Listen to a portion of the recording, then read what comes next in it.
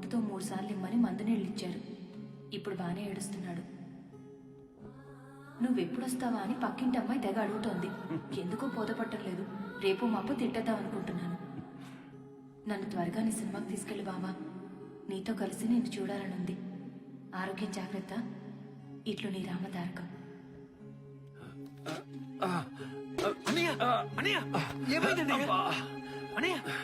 ఏం లేదు, కొంచెం కళ్ళు తిరిగినట్టు ఉంటేను. నువ్వు వెళ్ళి స్నానం చేయి. ఎన్ని రోజుల నుంచి? ఏమిటి? ఆకలి. నువ్వు చెప్పకపోతే నేను చచ్చినట్టే. 4 రోజులు పస్తులుంటే ప్రళయం వస్తుందా? మా సుబ్బారావు గారికి డబ్బు కుదరలేదు. కుదరగానే ఇస్తారు. మరి ఎప్పటిదాకా? లే, వెళ్దాం రా. నువ్వు ఇంకా ఒక్క క్షణం కూడా ఇక్కడ ఉండడానికి వీల్లేదు. ఎక్కడికి వచ్చేది? అటో ఇటో తేలకుండా అడుగు తీసేది లేదు. రైతు బిడ్డవి, రిజిస్టార్వి, అన్ని వదులుకొని సినిమాల కోసం వచ్చేసావు. అన్నం కూడా మానేస్తే ఎలా బతుకుతావన్నయ్య?